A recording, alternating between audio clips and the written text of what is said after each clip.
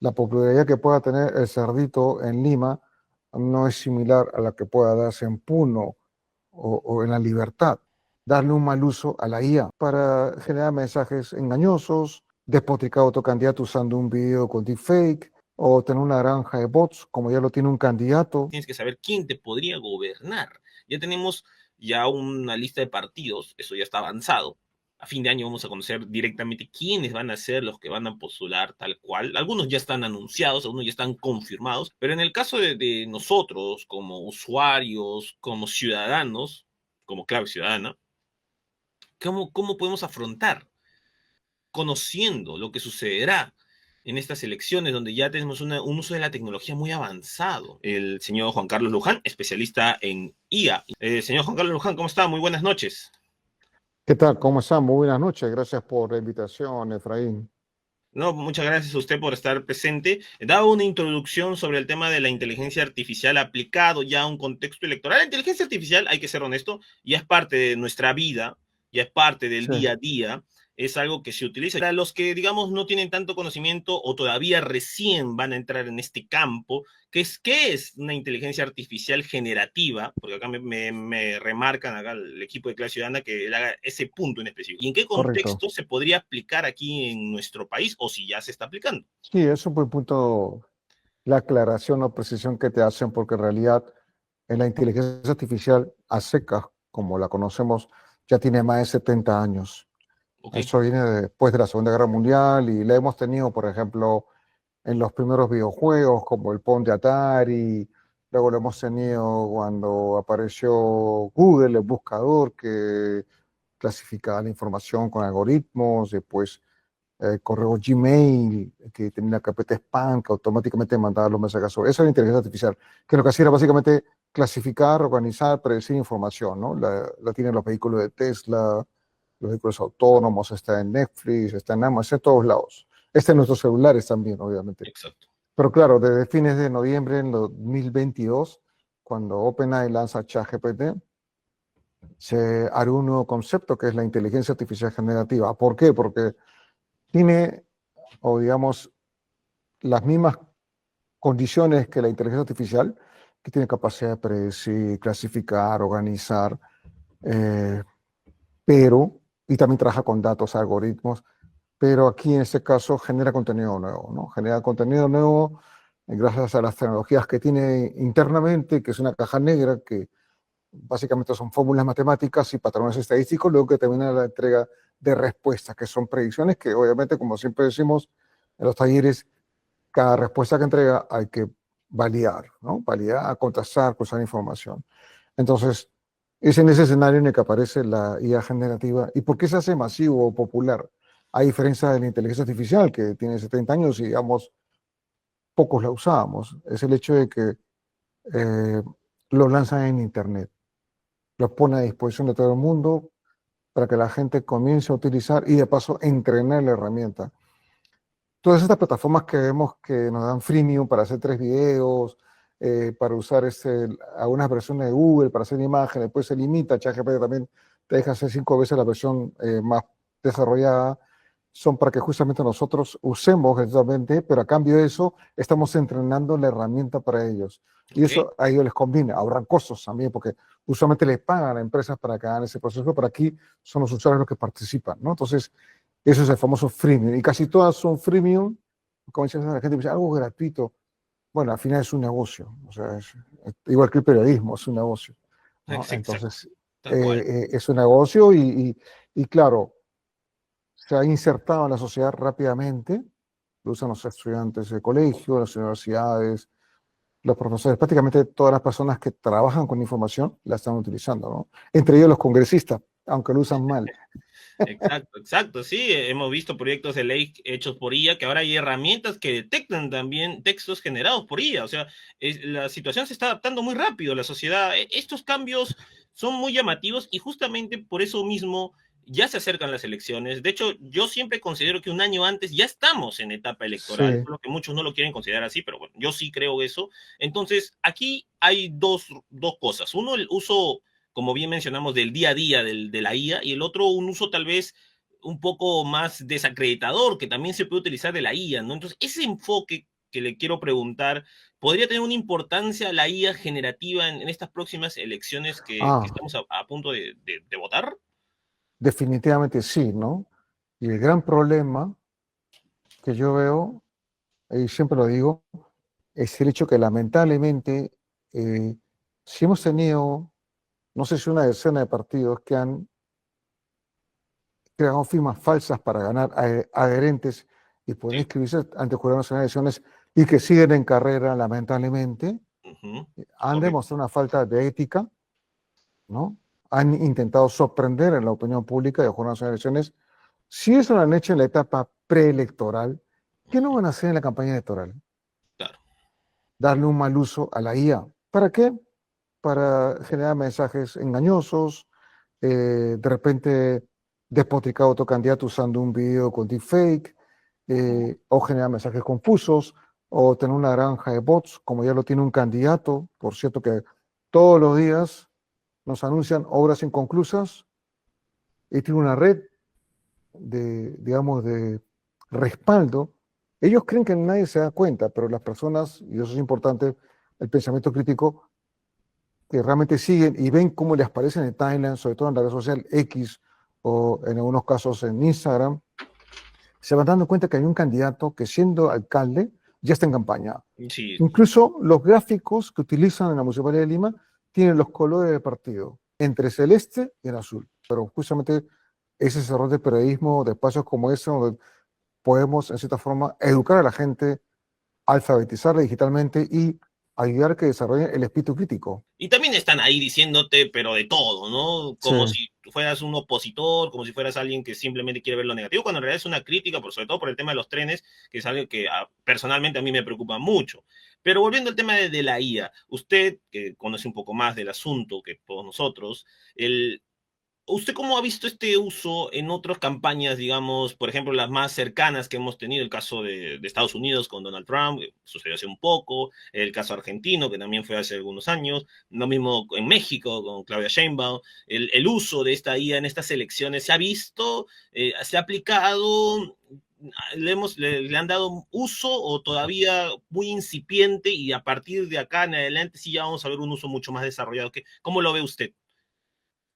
Sí, casualmente las últimas elecciones, tanto en Argentina como en Ecuador, que han sido recientes, Uh -huh. se han denunciado casos principalmente con lo que es los deepfake, los videos falsos, para, en cierta forma, cuestionar la participación de un candidato. Justo un día antes de las elecciones, en la red social X lanzaron un video de Macri anunciando que no votarán por tal candidata, sino por este candidato, algo que sorprendió a muchos y que se detectó, se denunció y la cuenta que sembró, digamos, el video era una cuenta anónima, que es muy común en la red social X. Y automáticamente lanzan la cuenta anónima y la red de respaldo, porque tiene una red de respaldo, comienza a compartir, ¿no? A darle like, Claro. a buscar la Ahí. interacción para que se convierta en tendencia. Y eso sí lo que están haciendo acá en Lima en estos momentos, con un candidato.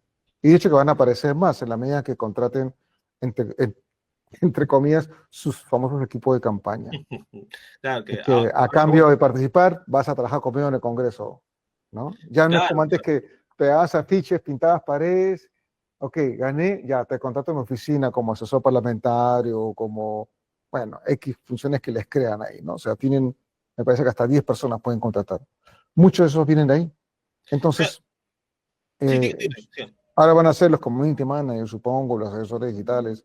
Y es importante decirlo, ¿no? Porque eh, la, quizás la tecnología cambia, pero la acción es la misma, ¿no? Mm, Sembrar mensajes emotivos, cautivar con promesas que no se pueden cumplir o que no les corresponde como diputado o como senador, claro, digamos, apelar a esa red de respaldo que pueden ser bots también, porque ya hay, entre comillas, empresas que ofrecen granja de contenidos acá en Perú, eh, el crear mensajes falsos y la emotividad. Creo que el rol más importante aquí es cómo se construye mensajes con emotividad, porque ya todos saben de que TikTok es el que mejor funciona, con videos, con videos que sean dinámicos o lúdicos. Y si hasta hace unos años veíamos en campaña que había muchos gráficos, digamos, de candidatos que se vestían como Superman o como un superhéroe para decir que yo voy a mejorar la seguridad ciudadana, pues ahora lo van a hacer con videos, ¿no? Con Claro, videos animados, ¿no? sí, de hecho ahí en las imágenes vemos a López Aliaga, o, bueno, una Ah, representación de López Aliaga, un cerdito, que con su vestimenta, sus colores, y bueno, se está utilizando este tipo de tecnología, y para diferenciar, usted ha dicho algo muy cierto, algo que yo también lo dije en la introducción, ¿no? Finalmente, el mensaje interno es el mismo, solo que las técnicas varían, ¿no? El apelar a la emotividad, desacreditar a tu rival, son sí. cosas que simplemente se usan desde hace años, desde que existen las sociedades, pero que ahora con el uso de la tecnología se están empleando un nuevo campo, ¿no? Ahora, este nuevo campo que se está abriendo de inteligencia artificial, lo estamos viendo en algunos políticos tradicionales y también probablemente lo veamos en políticos nuevos que están recién ingresando a este aparato político. ¿Usted siente que va a haber una gran diferencia en ello entre que lo use alguien nuevo a que lo use alguien ya digamos, con ciertos años en política que podría ya estar desacreditado, que podría ya estar incluso criticados? ¿Siente que hay alguna diferencia en este uso ante la población? O sea, ¿la población podría asumir mejor uno que otro? ¿Cómo lo ve? ¿Cómo lo analiza? ¿O siente que ya es una comparación muy descabellada? Ah, bueno, yo creo que, por ejemplo, los que han hecho el muñequito este que estamos viendo en pantalla, Uh -huh, ya han acumulado cierta experiencia, ya saben qué le funciona y qué no le funciona uh -huh, en lo que es claro. respuestas e interacciones. Pero hay que advertir que el hecho de que yo sea, entre comillas, popular, no significa necesariamente que tenga el día del voto la elección asegurada. Exacto, exacto. O sea, lo que pasa en redes sociales se queda en redes sociales. Uh -huh, O sea, hay que recordar los últimos candidatos presidenciales no necesariamente eran los favoritos uh en las -huh, redes sociales. Habían otros. Entonces, ese fenómeno se puede repetir porque, claro, cuando hablamos de redes sociales estamos circunscritos a la gente eh, clase media de Lima, que tiene acceso a Internet, que tiene un móvil, que puede tuitear o publicar cuando desee. Pero si pensamos más allá en la sierra o en la selva o en el sur andino, la cosa es diferente, ¿no? Ahí sí la campaña no se da en redes sociales. O sea, la popularidad que pueda tener el cerdito en Lima no es similar a la que pueda darse en Puno o en La Libertad, porque uno, eh, si conocen, sabe que es alcalde, pero más allá de eso, no existen, digamos, los pergaminos necesarios o esperados por todos nosotros para que realmente pueda ser un buen gestor. Y es un punto interesante porque creo que a partir de ahora los electores tienen que ser más analíticos y antes de decidir votar por un candidato, conocer su hoja de vida, cuál ha sido su experiencia o trayectoria profesional. Si es que muchos no lo hacen, se basan en la foto, el que no tenga pelo, el que tenga gafas, el que haga una promesa, pero yo creo que desde los medios de comunicación debemos enseñar al electorado a analizar a sus candidatos, ¿no? Fíjanos en la hoja de vida que está publicada, por cierto, en el Jurado Nacional de Elecciones, googlear ese nombre, de dónde viene, porque mira lo que tenemos ahora como congresistas, o sea, claro, deja mucho que desear realmente, ¿no? claro. Se ha vuelto Entonces, un tema muy crítico de nuestra parte. El Congreso es uno de los lugares más criticados en el Perú y más desacreditados del Perú. y, sí, y quieren ser reelegidos como senadores. Exacto, eso es lo Por más eso están grave. viajando por todo el Perú, y mototaxi, tomando sopa en el mercado, algo que Ujú. nunca han hecho, lo están haciendo ahora para buscar la reelección. Pero creo que el pueblo no es tonto. O sea, yo tengo esperanza que este 2026 no sean tan tontos, ¿no? Y cambios, sobre todo. Claro, sería una esperanza que tenemos muchos. Señor Luján, una pregunta que me ha quedado en la cabeza, porque el tema de las redes sociales ha impulsado a muchas personas, que no voy a ser crítico, nosotros también estamos haciendo un programa en redes sociales, pero hay muchos que se han hecho virales Sí. por cosas que a veces son cuestionables, criticables, pero bueno, son su vida y yo no me quiero meter más en ese punto, pero se han hecho virales. una situación así, un fenómeno así, podría ocurrir en la política, podría surgir un outsider netamente del uso de redes sociales. No hablo de los candidatos que ya existentes que se han metido al mundo de las redes, no, sino hablo que salga del mundo de las redes. Al Congreso quizás, ¿ah? Al Congreso quizás puedan darse situaciones de ese tipo. Un fenómeno interesante que muchos han olvidado fue el caso de esta congresista Isabel Cortés, la Ujú. famosa Chabelita, Chabelita, claro. que hacía campaña como barredora de la municipalidad y salía en redes sociales barriendo con su traje naranja, Ujú, tenía una red de respaldo, a una vez la vi en la calle con su equipo de filmación que la acompañaba, o sea, tenía un grupo de personas, 3 personas que la acompañaban, eh, y siempre estaba vigente en Twitter, en Facebook, publicando, anunciando que va a luchar por las mujeres trabajadoras, que no estaban en planilla, porque era el servicio de la tercerizado en esos años, y llegó al Congreso. exacto. Pero una vez llegó al Congreso, Bueno, ya vimos. entró a otro terreno, se mediatizó, ya no usa el uniforme naranja, ya se olvidó del pueblo, como se dice, ¿no? Y ahora está en un perfil bajo de que recibe una condecoración en Palacio de Gobierno. No es el único caso, ¿no? Pero, o sea, ella, por ejemplo, llegó gracias a las redes sociales. ¿Por qué? Porque cuando trabajaba en la Municipalidad de Lima, ella siempre daba la cara, declaraba en los medios, se enfrentaba a la policía, estaba presente allá. Yo en esos años trabajaba en la Municipalidad de Lima y permanentemente rodeaba la municipalidad para protestar contra el alcalde Jorge Muñoz, etcétera. Y logró esa visibilidad deseada y llegó a ser candidata a- gracias a las redes sociales. No fue, digamos, motivo de primeras planas, la candidata de las redes sociales, pero en realidad ella sí fue una candidata creada desde abajo en las redes sociales, pero claro, tenía una red de respaldo, obviamente, ¿no? Que era gente simpatizante de su movimiento, ¿no? Ideológico que ellos tienen, pero lo cierto es que sí se han dado situaciones de ese tipo. Ahora, que puedan parecer un influencer, hay por ahí, hay unos, como diría, coletazos de intentos de ser influencers imitando a Javier Milei, siendo frontales, hablando con lisuras. Esto seguro que si tú y yo habláramos con lisuras, como puede ser con gente del colegio, nos haríamos virales. Oye, mira, Luján, Efraín hablan de esa manera, no es Sí, posible. Ah, no, correcto. no, como se dice, nos ponemos bacanes y hablamos a pierna suelta, pero ese no es el hecho, pues, ¿no? O sea, prefiero que me recuerden por las ideas, no por los insultos, ¿no? En todo Sí. caso, usted lo ve más que más como que no cree que alguien así pueda llegar a un nivel de presidencia. Lo ve demasiado ya avesado en una situación muy difícil. Sí, porque es un voto nacional, ¿no? Somos un país pluricultural, ¿no? Entonces, yo creo que cada grupo pues tiene sus tendencias muy marcadas, ¿no? Y es por eso que hay esta fragmentación, 43 partidos para la presidencia. ¿Dónde? ¿En qué parte del mundo se ha visto eso? Ujú, sí, no, nada, increíble. Es una cantidad y probablemente cada año aumente más.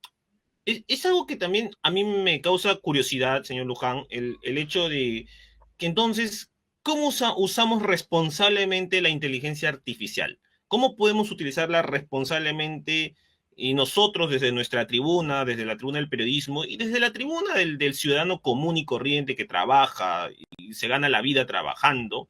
Ujú. el, ¿Cómo podemos utilizar y detectar un correcto uso de la inteligencia artificial en este ambiente electoral que, como usted mismo está diciendo, vamos a ver de todo en algún momento?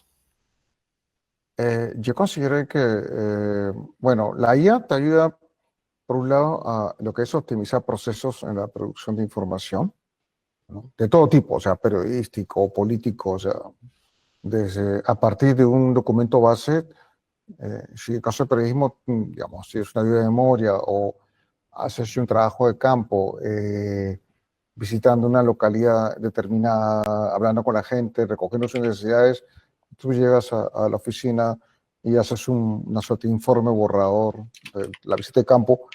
Luego tú con la ayuda de Gemini, ChatGPT o DeepSeek puedes hacer que ese documento sea optimizado y adquiera otro carácter, que tenga un enfoque más político o académico, según lo que tú le vas dictando a la herramienta. Pero luego, a partir de eso, tú puedes hacer que se convierta en una nota de prensa, en un guión para TikTok, en slides para gráficas en carrusel, en Canva y luego publicarlo en LinkedIn o en Instagram. puedes crear un podcast automatizado, a partir de ese documento vas, o sea, con tu información de contexto. O sea, lo puede hacer un periodista, un economista, un abogado e incluso, bueno, un político. O sea, de un mismo documento tener diversificado el contenido en varios formatos, audio, texto, imagen y video, ¿no? Es una forma y ahorras mucho tiempo en eso, porque cada formato es para un público diferente. Digamos, si yo voy a usar un video, lo puedo usar en TikTok, lo puedo usar en YouTube, lo puedo usar en Instagram y en Facebook, pero el copy no puede ser igual para esas 4 redes. El copy tiene que variar. Entonces, tú con la ayuda de la idea puedes hacer que ese copy sea diferente para cada red social. para cada uno. Y ya no hacerlo como ahora que copia y el mismo copy para todo, ¿no? Es una opción. La otra opción es el analizar documentos rápidamente.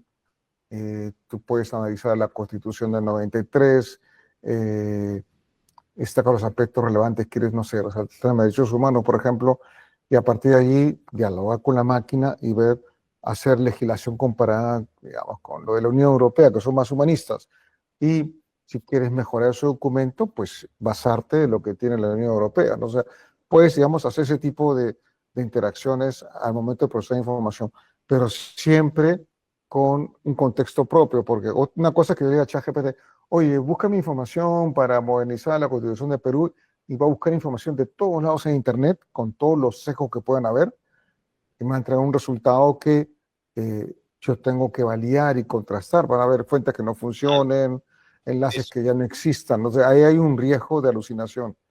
Sin embargo, si yo trabajo con mi propio documento, con un documento base o un borrador que haya elaborado previamente, la cosa es diferente, ¿no? El riesgo de alucinación es menor, pero siempre apostando por el buen uso. El mal uso sería hacer un video falso para desacreditar a otro personaje, el tener una granja de bots o una red de respaldo, el difamar a otros de cuentas anónimas, ¿no? Eso sí será mal uso. Entonces, en eso sí hay que estar vigilantes, creo yo. Claro, y de cara, y como, bueno, hay que decirlo, y creo que usted me va a ayudar en la precisión, lo más probable es que si salga un video con deepfake, con desacreditando un candidato, no va a ser directamente del candidato opositor, ¿no? Va a ser justamente, digamos, de algún troll. Sí, y también me estaba olvidando mencionar el tema de la clonación de voz, ¿no? Es muy fácil clonar una voz. O sea, basta unos 15 segundos de una voz de alguien y se puede clonar y obviamente van a aparecer audios de ese tipo. Incluso ya lo hemos visto con casos de intento de estafa a través de inversiones supuestamente con empresas determinadas Ujú. que doblaban las voces de los presentadores de televisión para decirte invierte ya, ¿no? Entonces, eso es muy fácil de hacerlo, no tiene mayor costo. Entonces, de hecho, que eso también se va a aparecer. Ojalá no parezca nada de esto, pero son Ojalá. 43 partidos. Creo que va a ser muy difícil controlar la ética, al menos que el Jurado Nacional de Elecciones aproveche esta etapa preelectoral e imponga un código de ética digital. Hay que tenerle miedo a la IA. Como toda tecnología tiene sus fallas, ¿no? Pero hay una cosa interesante en Grok con relación a ChatGPT y Gemini. Mientras ChatGPT y Gemini se alimentan de información de Wikipedia, diarios, blogs, videos en YouTube, publicaciones en Reddit o en Medium, en algunos casos en LinkedIn, porque LinkedIn pertenece a Microsoft y Microsoft es socio de OpenAI, ChatGPT. Ujú. Grok se alimenta exclusivamente de todo lo que tuiteamos o publicamos en la red social X. Pero la IA como tal es sin duda un campo que todavía hay mucho por explorar y hay mucho por analizarla, ¿no? Muchas Y, gracias, señor Juan Carlos Luján. Gracias por estar aquí en Clave Ciudadana.